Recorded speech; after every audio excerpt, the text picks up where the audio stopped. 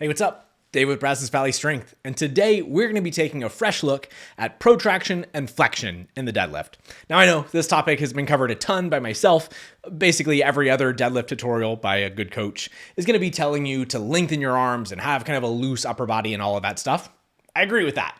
But I think oftentimes this stuff, even the language that I've used around it, some of the examples that we use are just built around some of the people who are most optimized for deadlifting in the first place, who have very good advantages, limb links, all of that stuff that are going to put them in the best positions. And likely this stuff can benefit them maybe more than what it does for the average lifter. On top of that, I think that many times the average lifter may not be ready for this stuff potentially. I don't know if that's the exact way that I want to say it there, but when we're looking at a lot of these movements, I often find that people just don't really even understand what the positions that we're telling them to get in the first place are. So if we say stuff like lengthen the arms, relax the upper body, protract the shoulders, flex the upper back, all of those things may be good and well-intentioned. I use many of those cues.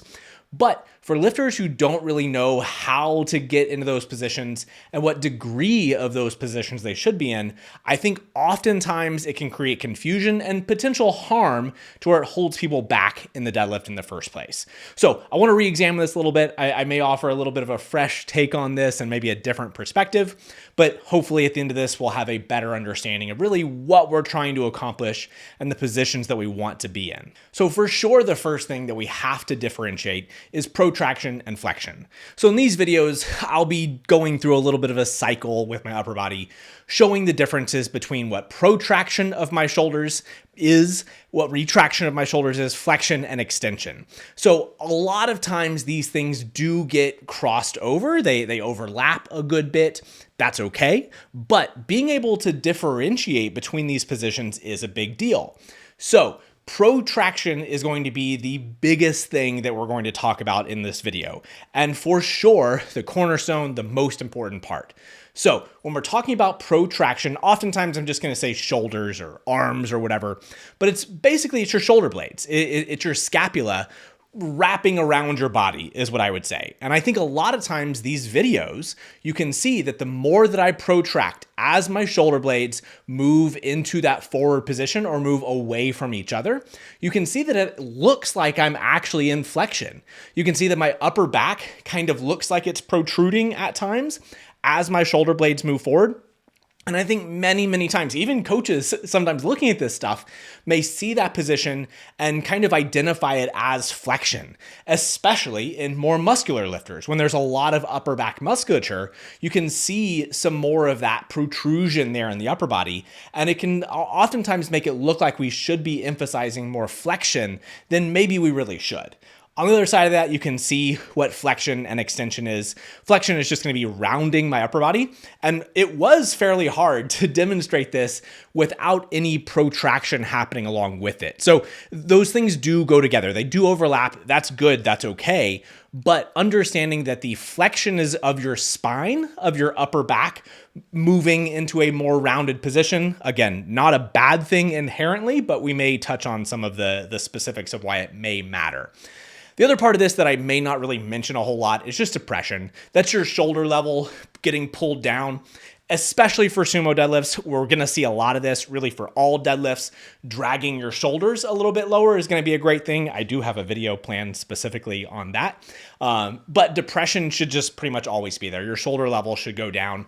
I think when we're working on all of the other stuff, relaxation in the upper body and creating length in the upper body, that one comes pretty naturally. But for sure, it's a cornerstone within all of this. But we're going to spend more time focusing on the protraction and the flexion aspect of this. So as an illustration, we can look at chest supported rows. Chest supported rows, in my mind, are just about the best upper back exercise there is. And unfortunately, many upper back exercises get pretty butchered by even some good lifters. So just big picture.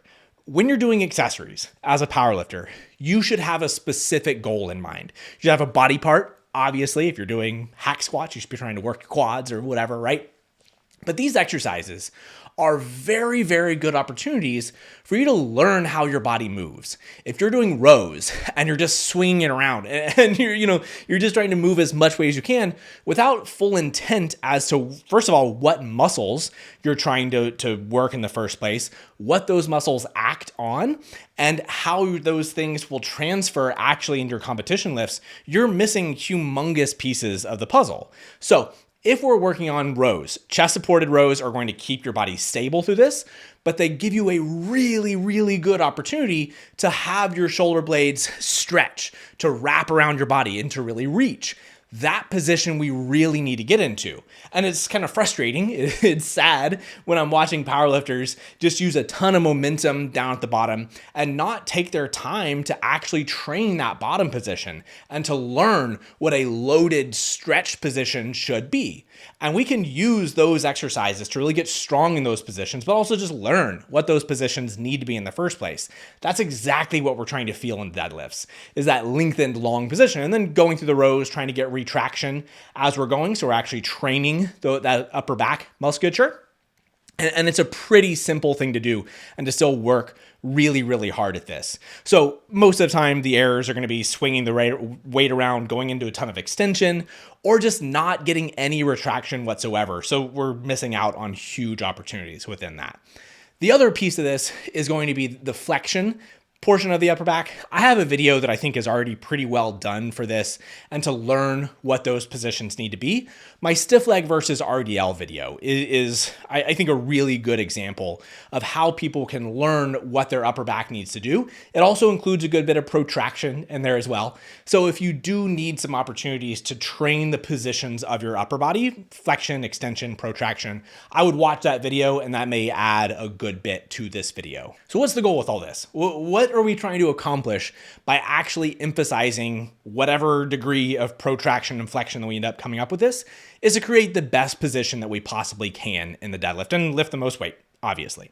So the ultimate goal is going to be that as I protract, or potentially as I flex in the deadlift, flex my upper back, my arms are going to become longer. I'm going to be able to reach to the floor sooner than if my shoulders were neutral or even retracted. So lengthening my arms.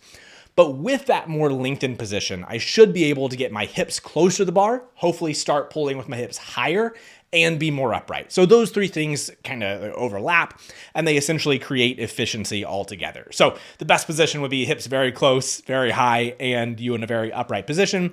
But some combination of those three is going to suit most people, everybody, best as far as them being in their most efficient position. So when we're trying to get into those positions, the longer that our arms are creates that opportunity for our hips to get closer. So that's the biggest thing within all of this, is that whatever we do, whatever we do with our upper body, protraction, flexion, we should see a direct impact from the posture that we're able to get into. So don't just go into flexion, or don't go into more protraction or whatever. You should always be in the most protraction you can. But don't emphasize these positions with your upper body without having the direct goal and trying to get more from your position in the first place. That's what we're trying to create. We're trying to create efficiency. So everything that we talk about as far as the upper body positions should result in a better ability to lift more weight.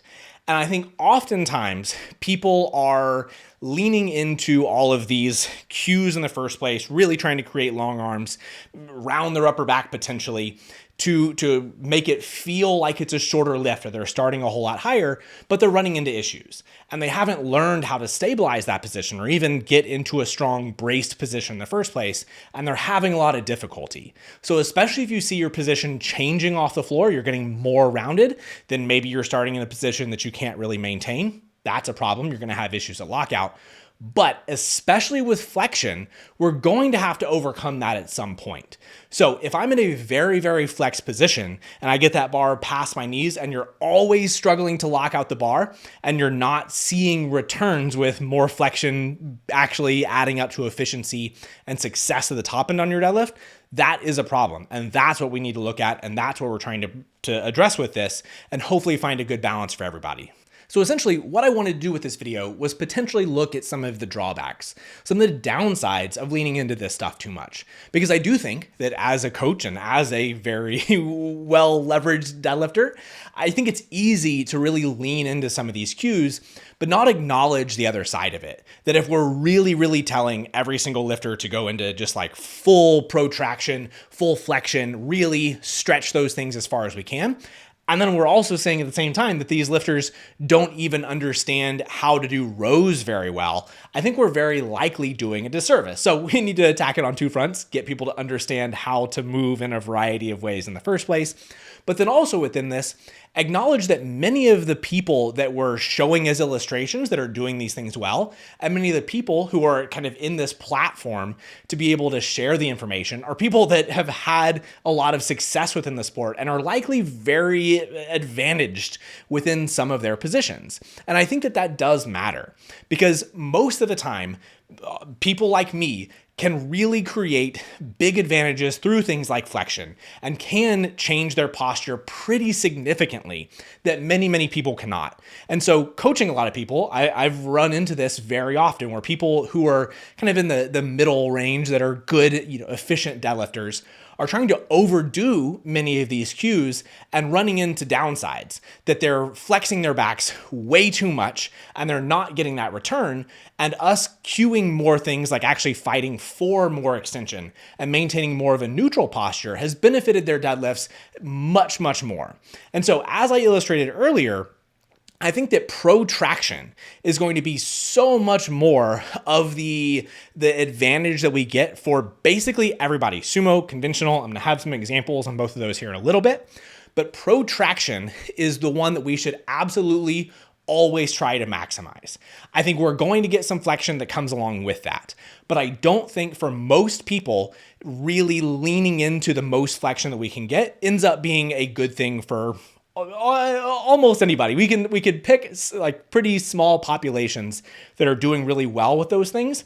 But I think if we're really emphasizing that stuff, it ends up creating a much more disadvantaged position that people have to overcome at lockout. And that doesn't work out for most people. Now, I do think that most good deadlifters, almost every good deadlifter that we see is going to be struggling to finish the very top end of the lift. So there is going to be, for sure, an upside to this stuff, but we have to manage what that is. And I think a lot of times that the language that we're using ends up impacting people in a way that's not really productive overall for people that are kind of in that middle ground of people who are probably pretty strong in normal positions, but may not have that ability to really challenge into just like the top 1%, the top 0.5% of what deadlifters really can be. And I do want to look at these videos. I think that these videos here are really important, that you can see that if I'm emphasizing protraction in my shoulders, I'm getting so much more length in my arms than me adding in that extra flexion in my upper body. So these videos, I think, were one of the more powerful videos that I filmed here, that these examples show the length that I'm creating in my arms from protraction, the difference between protraction and retraction, but that adding more flexion really may not change a whole lot. And then especially from the side angle, when we're looking at protraction and then flexion in the deadlift, I was trying to illustrate how flexion allows the hips to be closer to the barbell. And I didn't see a ton, honestly. And this was me trying to show the differences between these sumo and conventional, that me rounding my back more with the effort, the explicit intent of trying to get my hips to be closer to the bar just from that rounding and all of that. And there's certainly some. But is that position going to be meaningfully stronger? When we're talking earlier about there has to be a direct return, if you're trying to have more flexion to get your hips closer to the barbell, these videos was me trying to show that explicitly with this, and it wasn't really that profound. So we're going to be getting most of the length from our arms, specifically from protraction. Some degree of flexion is going to help you get there, but I think really leaning into more and more flexion for just about everybody is not going to get you the returns that you're really looking for. And I did want to take a second to compare sumo and conventional within all of this, because I do think that it is worth mentioning, worth talking about what potential differences there are here in the first place. And I think it's important to acknowledge that all of these cues, many of these cues, and oftentimes many of the coaches talking about this stuff in the first place are sumo deadlifters and people who can get into these very, very good positions. I think many of these things, the working for as much upper body stuff as we can, is going to benefit sumo deadlifters significantly more than it does conventional deadlifters. More rounding, I mean, we're going to say protraction is equal across the board. We're always trying to max out our protraction. So with flexion, conventional deadlifters are just not going to have that much ability to move their hips closer to the bar in the first place, especially they don't have many options as far as stance width, wider stance width in sumo, turning the legs out more can all be options to be able to create a better position. And these things can start to become a little bit more applicable. So for conventional, I think kind of a normal, natural round in the back is a big deal. And some of the examples that I wanted to look at for conventional, somebody like Sanchez Dillon. So he's maybe the best deadlifter in the world. He's a 105 and he has deadlifted 400 kilos. Absolutely incredible. It happened, I guess, a couple of months ago, but absolutely phenomenal deadlifter. And I reached out to him and got some videos and it was really interesting to look at his deadlift because I think it fits all of this stuff really well. Honestly, when I went through his videos and I was making this video and coming up with the script and all of that, I expected his back to be more rounded than it was. And as I was filming some of my stuff, putting together this content, looking at protraction and flexion, I was actually pretty surprised to see that his upper back looks very similar to the stuff that I illustrated earlier. That much of his upper back rounding is actually more likely going to be emphasizing the protraction. Some of the mid-back rounding that we see there is for sure some flexion of the upper back, but it's really not this kind of like cat back rounded deadlift.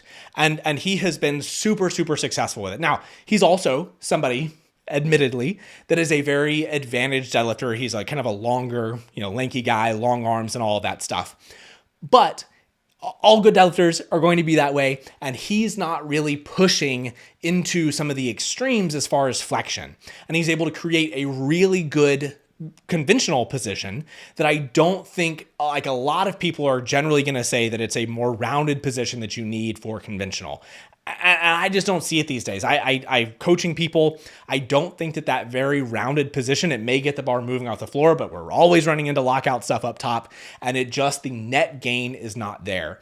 And I think that Dillon is a very, very good example of essentially everything that we're talking about here, that his stuff fits all of these things, that he's creating a good position to be able to get the bar moving off the floor pretty well, but he's not so rounded that he runs into a position that he can't lock it out. And another person I want to look at is Angelina Martinez. This is an athlete of mine. And when I started working with her, just immediately I knew she has super good leverages for deadlift, but I think was overdoing many of these cues. Many of her positions that she was starting off in the deadlift, just during her setup, were really, really emphasizing like a flexed upper back and trying to really lean into many of those cues that I think oftentimes are being pushed around online. And we immediately moved away from that stuff. We still said, okay, do the protraction, do all that, reach for the bar. But then at that point, don't let your mid back be super flexed when you're trying to get the bar off the floor. Fight for more upper body stuff. Fight for more relative extension, trying to be relatively neutral while having as much protraction as you can. And it has gone just so great for her. She got third at last year's Junior Worlds. She's a 63 kilo lifter who now she's pulled over 500 pounds, 507 or something. I don't remember exactly what her best in training is, but she pulled 225 kilos, so just under 500 pounds as a 63 junior female. Incredible.